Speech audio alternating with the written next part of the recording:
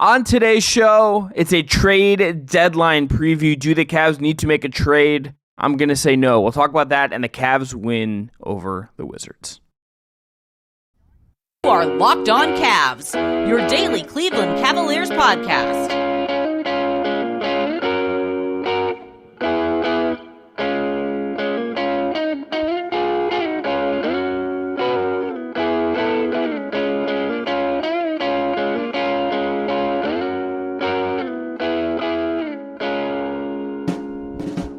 Today's episode is brought to you by our friends at PrizePicks. They are the easiest and most exciting way to play daily fantasy sports. So go to prizepicks.com/LockedOnNBA and use code all lowercase LockedOnNBA for a first deposit match up to $100. I'm Chris Manning. That is Evan Dammarell. Thanks again to Jake Stevens, as always, for his work on production. We will get to Cavs Wizards in segment 3, but it's NBA trade deadline day. So we're going to preview that, look at that. And Evan, let's just start with the big question here. Do the Cleveland Cavaliers actually need to make a trade before the deadline hits on Thursday afternoon? So my approach has always been the Cavaliers are the hottest team in basketball right now. They've gone on several winning streaks. They're 7 in a row now, I think, after this win over the Wizards.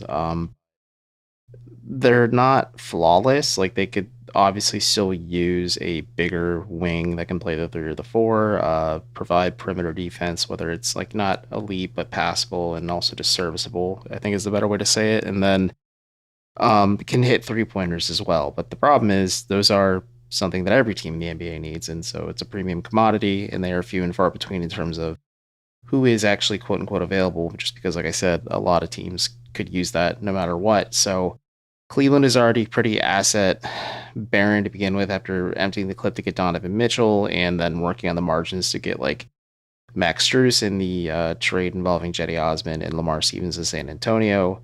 And just, kind of like working very razor thin things. Even it's trading a first round pick in 2023 to obtain Karis LeVert from the Indiana Pacers. So, the bill comes due eventually, but to answer your question, no, like they realistically don't need to kind of shake things up just because like they are gelling at a really good level right now. This new offensive approach is working very well for them, whether it's Darius Garland starting to find his footing just as in terms of playmaking within this new scheme, or Evan Mobley, who's been a revelation, and I'm sure we'll touch on quite a bit later on in this episode. But no, they really don't, because I just don't think you need to use the few assets you have left, whether that's Isaac Okoro or even Karis LeVert, if you want to get real crazy with it, and just kind of disrupt the flow and balance just because you're bringing in a new guy to maybe fit in instead of, just and maybe replicate what you're getting from like Okoro or LeVert or anybody who maybe you trade.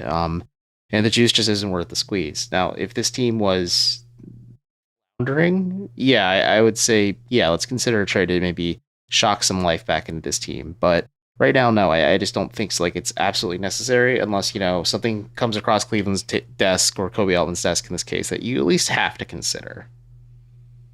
I don't think they need a trade, and I don't think it's, frankly, that complicated. I think the way this team is playing, I think the style they are playing, I think and especially when you just consider the asset part of it, I don't think there's a glaring spot that you absolutely have to improve on.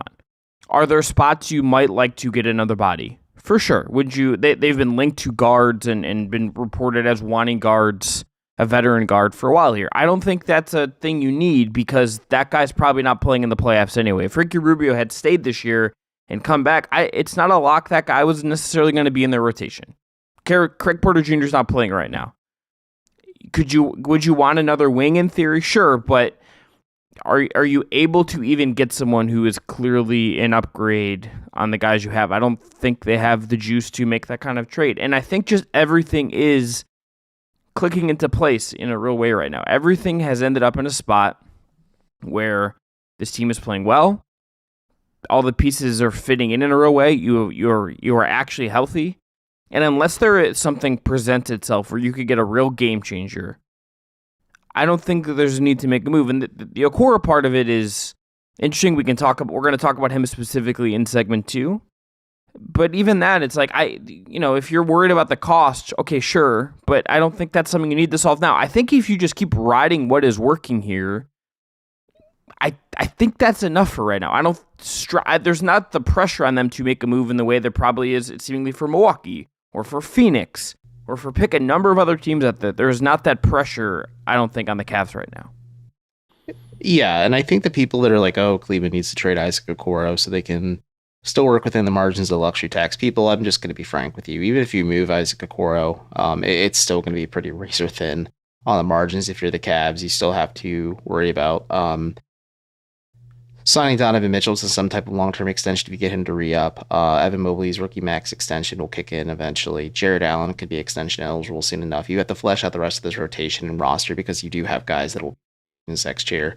And that's a problem for the Cavs this summer. I think you're putting the cart in front of the horse here, especially for a guy that's playing very well in Isaac Okoro. And also, Chris and I talked about this off the air. Like, if you want to be a serious Eastern Conference contender, especially if you get Donovan Mitchell to re-up, you go into the luxury tax next season. Like, yeah, I understand the approach and the thought process this year. You kind of work within the margins and what you have and maybe kind of feel out how you can game the system a little bit with the new luxury tax aprons and stuff like that. But yeah, that's a problem for later. And I just feel like it's just the juice is not worth the squeeze when it comes to trading Okoro. And I just feel like it's just, a foolish endeavor to really think that teams are actually calling Cleveland up. Whereas if people actually read like what Michael Scotto said, like, yeah, he could be of interest to a lot of teams, but it doesn't seem like Cleveland's like open to moving right now. Yeah, I mean, even that was not, to me, like, that didn't read as like he is on the market. That read as just like, okay, could this team do something? They're a team of the moment. Let's talk about them. People took that out of context and thought that the Cavs were shopping Okoro. It's just, the general consensus. I'm like, people, if you read it, no, it's just like, yeah, if people are going to inquire for the teams that are kind of in a little bit of a clunky spot right now and see if like, oh, can we get this young 3-and-D wing that is on the final year of his contract and we're going to pay him $14 million a year. I would say if you're Cleveland, like, yeah, you just foot the bill this summer or you figure it out this summer instead of just worrying about it in February when things are clicking very well and Okoro has become a very key piece for you off the bench. Yeah, the last two things I think we can say here is, number one, you have someone like Sam Merrill even right now who can have a real impact. He has not played more than 20 minutes in a game since the team got fully healthy. You already have kind of a jam of minutes, so where are you necessarily getting someone who's going to come and eat up a bunch of minutes? Secondly, the luxury tax thing is, I think, certainly a fair thing for this year, but if you look ahead to next year, like you said, we talked about this off air. Okay, next year, at a certain point, you're just going to have to pay it. I understand, but I do understand for this year, when you're coming off of what happened last year, not necessarily being like, let's just pay that now and start. Because once you go down that path and once you trigger that, you are going to start just racking up things. I saw that there's a graphic that ESPN had up about the Warriors where they're getting close to $1 billion with a B in luxury tax payments. Once you go down that path, you have to kind of see it out at a certain point. And if you're a team like Cleveland that is small market, that doesn't have the same revenue some other teams do, you don't understand what's going on with the TV stuff. I understand just from like a business perspective, holding off on that. It's not a fun answer, but I think at a certain point you do just have to jump in that way. But if you don't want to do it this year to hold off on that clock and get more data on this team and probably the finances, that to me is more than reasonable. I agree, but Dan Gilbert was more than comfortable footing the bill luxury tax wise when this team was a legitimate contender. And yeah, and if they are, we're high in their supply right now just because they've been playing so well. We'll see how it goes in the postseason. But if they make like a serious playoff run this late spring, maybe early summer, if it goes that far for them, and especially if you get Donovan Mitchell to re-up and like you have your quote unquote core like locked and loaded and ready to go for the foreseeable future. Yeah, the 20th richest man in the world can foot the bill. And like you said, you ride it out at that point. The Warriors stuff is fascinating because it's a combination of not letting go of their veterans. Like the Klay Thompson discourse is interesting to me, or like the Draymond Green stuff too may have run its course too. But like you have to ride this out too because like there are optics behind it because you have to have like a justifiable reason to, at least like, from fans and marketing stuff to move on from a franchise cornerstone like that. But more than that, I don't know. the Cavs have done it before. They've done this song and dance. It does tap you out for a few years, and then you repeat, reload, and find your way back up there. But the Cavs are at an interesting crossroad, and I'm of the mentality there's no more hand wringing when it comes to financial stuff. And like, yeah, I agree with you. Like, having more data and more time to do this to maybe make the decision over the summer is a much better move instead of just trying to rush and find the salary that gets you out of Okoro, but you'll never get that same level of production, I'd say, just in terms of just how comfortable Okoro is, right? After this, let's talk about Okoro specifically. What should they do with him, where he's at? He made a couple, I think, high-level winning basketball plays against the Wizards. We'll talk about him. And if there's any name if you could make a deal, if you could pick out any name from a hat and grab them, who would you want to grab based on who is actually on the market? We'll talk about that after this. Today's episode is brought to you by Nissan. Are you the kind of driver that likes to push things a little further?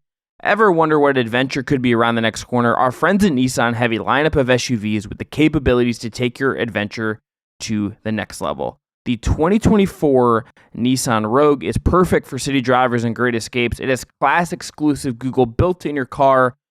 It's always updating your assistant you call on for almost anything. Gone are the days of connecting your phone. Google Assistant, Google Maps, and Google Play Store built right into the 12.3-inch HD touchscreen infotainment system. They also have the 2024 Nissan Pathfinder, which has room for up to 8 and expansive cargo capacity and advanced available 4x4 capability. It also has 284 horsepower and up to 6,000 pounds of towing. So when adventure calls, the Pathfinder is there to answer. Take the Nissan Rogue, the Nissan Pathfinder, or the Nissan Armada and go find your next big adventure. Shop now at nissanusa.com. That is nissanusa.com. All right, Isaac Okoro, Evan, to me, has just become untradeable because I think this is a 16-game player. I think you saw spurts of this last year. And even if you want to say, okay, does he shoot it well enough? Do teams totally respect him? I think we are getting there. And even just his processing to me on offense, on top of his defense, has gotten to a place where I feel very comfortable with that guy as a player. He had a play in this game, the one I teased at the end of segment 1, where he drives. He is going slow enough where he can actually make a decision, yet fast enough to make the defense react to him. He's off 1 foot. He makes a pass. Jared Allen gets a dunk. Isaac Okoro has just straight up improved this year. This is legit just a guy that I feel good with now. If he gets $14 million in the summer, just pay him $14 million. I think he's going to be worth that contract. This is a good basketball player, and I can't see a real argument for even really looking at a trade for him right now. I just can't see it. Yeah, I just don't see a realistic trade or path unless like Cavs are getting like a legitimate upgrade where it's a guy that can provide the sameness point of attack defense, but more 3-point shooting and volume. But to your point, like what he has given the Cavs, he is a 16-game player. He can play reliably. He's become consistent. I think the fact that like JB Bickerstaff noted this last season, and it feels more evident this year. Like they're letting Okoro not play inside of a box. I think the Cavs playing faster helps a lot too, just because Okoro is such a quick player and he's so physical and he's very comfortable getting out on the fast break and being a guy who's streaking towards the basket to get either an easy layup dunk or a trip to the free throw line. And we're just seeing him play with a lot of confidence and a lot of swagger. And I think the fact, sure, he's not starting games, and I know fans are like, oh, he should start over Max Strus, XYZ, but like more often than not, he's, especially with Garland on a minute restriction right now, like he's still going to be closing games most nights. And I think just because like he's so invaluable as a point of attack defender, and I think the fact that he reads opposing offenses so well and is so sound defensively in his 4th season and like just understands offensive concepts, that he can play super aggressive and super physically, but he doesn't get into like serious foul trouble most nights. Like in this game against the Wizards, he had 1 personal foul. And just like versus like maybe his rookie or sophomore season, you'd see him getting into foul trouble more often than not. Like he's starting to find consistency and rhythm and flow, and the fact that like he's playing so well, and the Cavs do have that luxury of strength in numbers. Like even if he doesn't have it, like they can lean on other guys, but Okoro has a skill set that's just invaluable to this team, and also like they just don't have another player that can defend that well on the perimeter or at the point of attack like he can. Moving on to dream trade targets. Evan, let's just say the Cavs do make a trade or we're able to get someone. Think about all the names that we've heard about on the market right now. Is there anyone to you that you would say, okay, if you could actually get this guy, you had the pieces to get it done, that you would be really interested in getting if you're Cleveland, if they actually could get something done and whatever it would cost? I mean, if the money was realistic, if they were able to get Larry Markkinen, that would be okay. But good. Let's go a little more grounded. Like that is like upper echelon. Like you're trading the heaven and earth. Let's think about the guys who are actually on the market: Dorian Finney-Smith, Caruso, Royce O'Neal. Like pick that kind of guy, not Larry Markkinen. Oh, then Alex Caruso then, just because we had touched on the need for like a backup point guard. I think Caruso is unique in the fact that he is similar to Okoro, where he is a multi-positional defender. I think he would be really fun in JP Bickerstaff's defensive schemes and concepts. I think he could be a nice guy that can play alongside either Garland or Mitchell, or with both of them, just because I think Caruso at least has some size to play the three in smaller lineups if the Cavs needed him to. But the asking price is just too much. It's been reported that maybe the Bulls are asking more than what is realistically expected, and then people are saying that the Bulls may not do anything now and just kind of run the course and hopefully get healthy, even though Zach LaVine and Lonzo Ball are done for the year. But yeah, Caruso would be like your ideal pickup. Then after that, probably Dorian Finney-Smith, and then like Royce O'Neal after that. Like in terms of just ranking those three players, like Caruso would be like, oh yeah, that makes a lot of sense for Cleveland because he can give you a lot of multi-positional stuff, and he's just a grinder on defense. The names that are out there to me that would make sense, Caruso would be one. I think he is someone that could give you defense. He maybe doesn't shoot it enough, but you could figure it out with him because you have all these other guys. That's just, I think, a winning player. I'd be all in on him. I think Finney-Smith would be my number 2. That's a big wing. I mean, if you told me you had him instead of Niang, like I would probably think that's an upgrade, or him instead of Wade. I think that's an upgrade for your rotation. It gives you the highest level defensive player, but a really dependable guy that you have under contract at a sub mid-level exception number for a couple of years. Mm-hmm. There are some names that I don't particularly hate, kind of on deeper if you get into, like John Conchar is the name that could get moved. I think if it's like Ty Jerome or Damian Jones in some seconds for him, that's at least giving you some depth. Like I'm cool with that kind of move. I think that's all you would really need to do.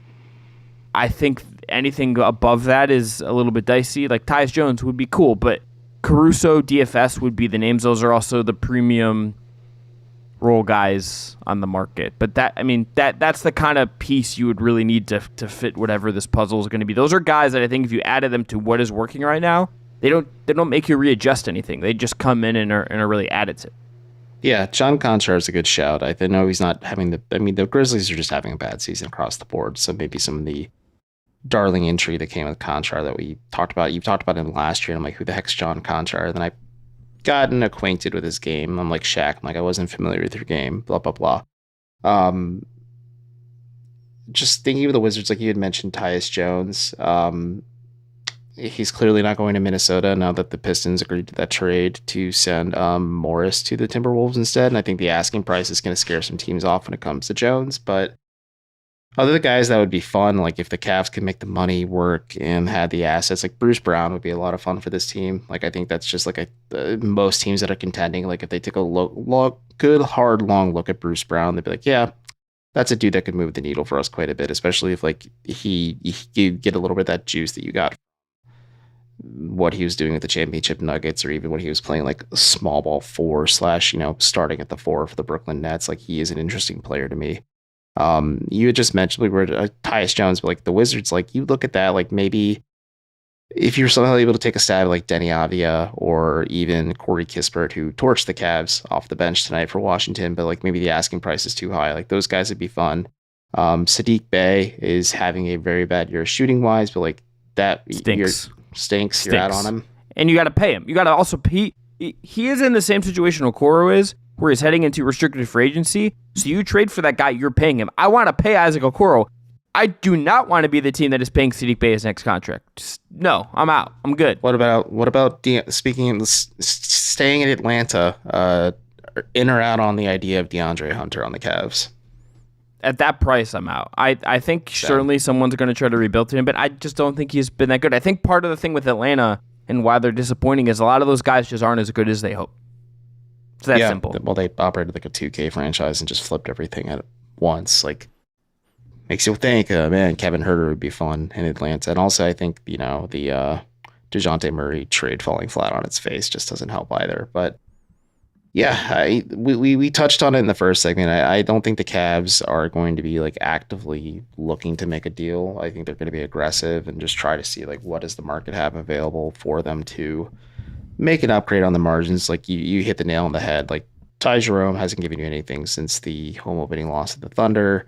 Damian Jones has looked better at times when he has played short minutes the Cavs recently, but the Cavs have been a team that have been operating without three guys actively playing for them between Rubio, Jerome, and Jones. And if you can maybe cobble those salaries together, maybe some financial stuff or space stuff too, to like bring in like Craig Porter Jr. on a regular contract just to satiate the 14-player need. Like, yeah, I think you're looking for moves like that. But also, if the Cavs don't make a trade and then they look at the buyout market instead, also would not surprise me.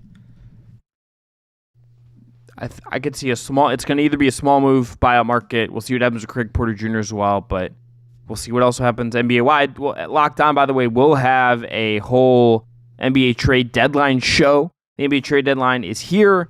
Locked On Fantasy Basketball is going to have a live reaction Thursday at 1 p.m. Eastern Standard Time. You can subscribe to Locked On Fantasy Basketball on YouTube today so you don't miss Josh Lloyd breaking down every NBA trade with analysis and insight you can only get from Locked On Fantasy Basketball, part of the Locked On Podcast Network, your team every day. All right, after this, Cavs Wizards. Is the Evan Mobley leap happening? Is it time to get concerned about Darius Garland? We'll talk about that, and Donovan Mitchell, again, just being stupendous after this. Today's episode is brought to you by PrizePicks. PrizePicks is the largest DFS platform that is daily fantasy sports in North America. They are the easiest and most exciting way to play DFS. It is just you against the numbers. Basketball season is here, so they have combo projections across football and basketball from their Specials League. Last chance to do that will be on Sunday for the big game. And you can also play alongside some of PrizePicks' favorite players like the rapper Meek Mill and the comedian Andrew Schultz. You can now find the community plays under the promo tab of the app to view entries from some of the biggest names in the PrizePicks community each week. PrizePicks even offers a reboot policy so that your entries stay in play even if one of your players gets injured. For football and basketball games, if you have a player who exits the game in the first half and does not return in the second, that player is rebooted. Go to prizepicks.com/LockedOnNBA and use our code LockedOnNBA for a first deposit match up to $100. That is prizepicks.com/LockedOnNBA, code all lowercase LockedOnNBA for a first deposit match up to $100. PrizePicks, daily fantasy sports made easy. Terms and conditions apply.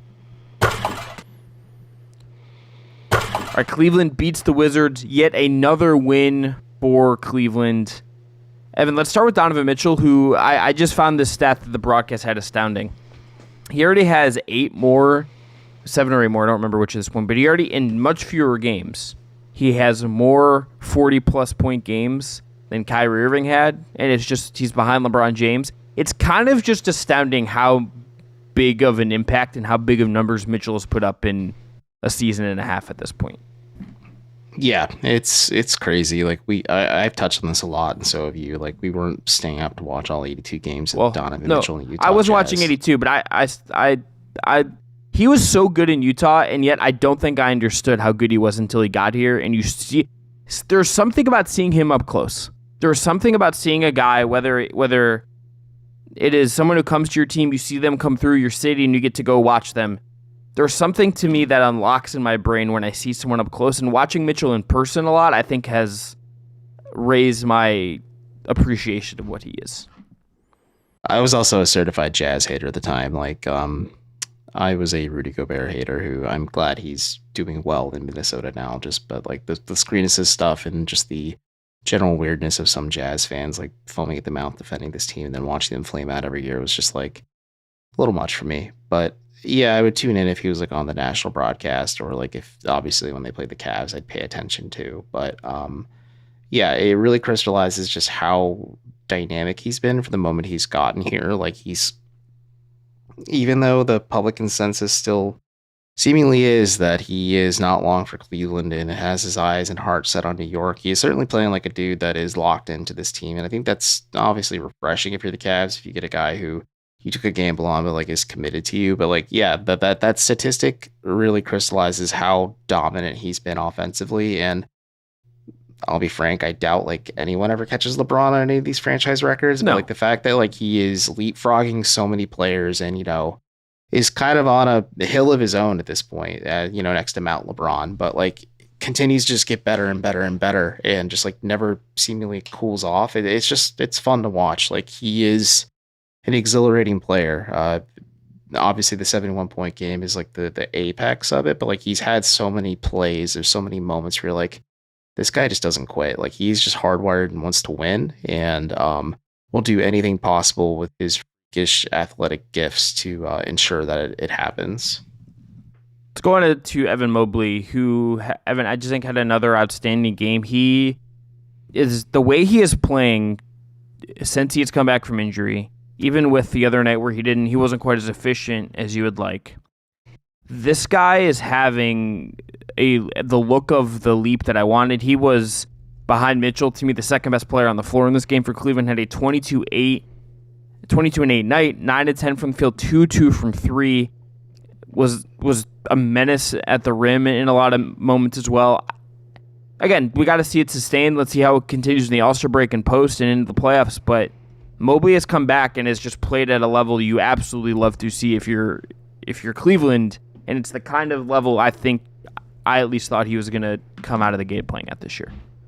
I'm just more surprised he's been this dominant in the wake of having arthroscopic knee surgery. Like the fact that he attacked the recovery the way he did, the fact that John Michael shared this during the broadcast, but like pretty much more or less just worked on his 3-point shot and just adding that to his arsenal while recovering is like, can really tell like he is reading and reacting to what the opposing defenses are doing to him. Like in the recent win on Monday against Sacramento, like he didn't take any threes, but he was reading and reacting to the defense. But you're seeing a dude who's just like clearly not feeling the rust and shakes of like of having to go with knee surgery. And he admitted like it was surprising to him that like even though he was in shape, like he needed to be in game shape, but like he is a robot in the sense where like if there's a difficulty or trial against him, he will download, process, and then figure out what he needs to do in order to not let it be a weakness. And just for me, again, like it is astonishing to see how dominant he is right out the gate in the wake of having knee surgery and is just not cooling off. Like I will say that the Cavs only go as far as Donovan Mitchell can take them offensively some nights, but like if Mobley is going to continue to play like this, and as you said, like let's see how the rest of the season goes in the playoffs, of course, too. But if Mobley is playing at this level, like it's going to quickly shift to like this team will only go as far as Evan Mobley's skill set allows him to carry this team, because like he's just got his finger on the pulse everywhere. He is an elite two-way big man, and the shot becoming more of a thing is fun. JB Bickerstaff had alluded to it. The broadcast said this as well. Like the goal is maybe to get like 4 or 5 a game when Mobley's out of his minute restriction and everything. But this is fun, and I think this is the next phase in his game, and I'm excited to see how far this goes until like maybe we start to see the glimmers of the next level up. Any concern over the way Darius Garland has played for you, Evan? He had another, I think, game where he was aggressive and trying to do stuff, but robbed. Yeah, he passed Austin Carr for 9th all time in assists, and then the people in Secaucus took one of the assists away. So he and Austin Carr are still tied at least the next less than 20 or so hours when we're recording this.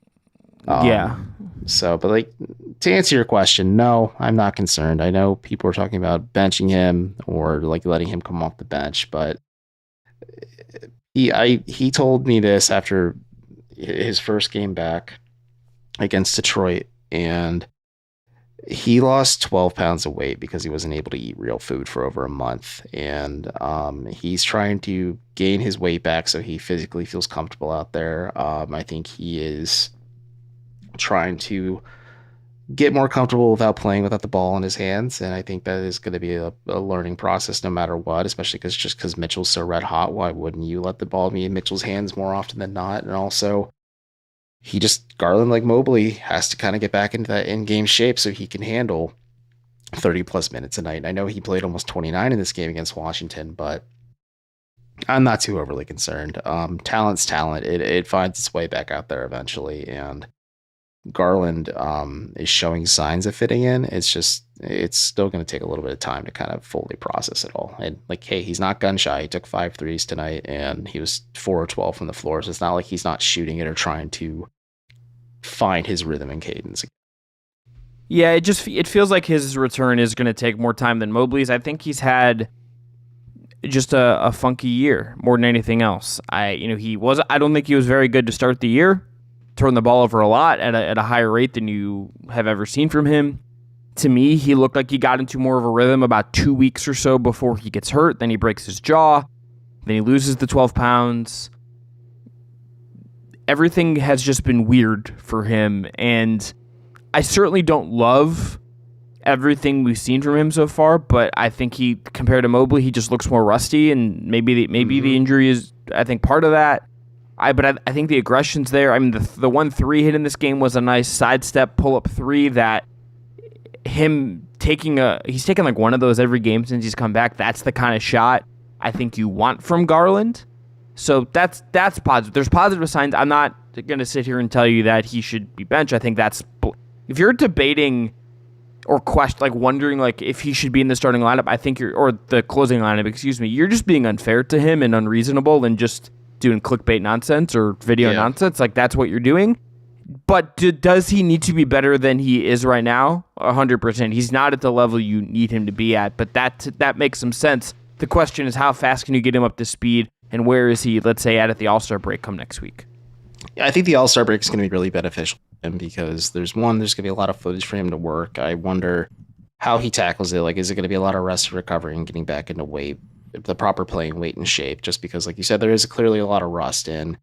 The trickiness is like the Cavs were constantly monitoring his heart rate while his jaw was wired shut to make sure like he wasn't overexerting himself. So like he was probably a lot further behind compared to Mobley, who was off of his crutches much sooner than expected and was kind of progressing and ramping up much sooner than expected. Of course, his knee being a limitation. Whereas for Garland, like he was wired shut for 5-ish weeks or so, got the wire out as soon as they came back from Paris, and then now can like start ramping back up his production. Like he said, there's going to be the rust already, but like it's going to take time. And I am curious to see like how does he tackle, or do the Cavs put a plan in place for him to tackle the All-Star break so that he can kind of keep ramping it up and get him going on the fly, because this is the hard part of the NBA season. They don't have a lot of practices anymore. A lot of it now is just rest, recovery, and film study if they do practice, maybe with some light drills and scrimmaging. But yeah, it's going to be a process, and it's been a frustrating year for Garland. But I don't know. I'm a firm believer that he can turn this around pretty quickly, whether it's on its own or it's a collective effort. And it could be a combination of both. We're going to end there. I'm Chris Manning. That is Evan Dammarell. Thanks again to Jake Stevens as always. What we're going to do tomorrow, look on our socials, time TBD. We're going to go live after the deadline, and then we'll have a recap up specifically of Cavs Nets as well to cover everything at deadline, whether it's Cavs or not. It feels like a quiet one for the Cavs. We'll talk about the league and how this affects the Cavs in the standings.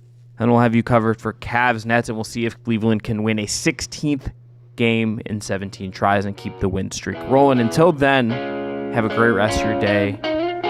Enjoy the basketball. Enjoy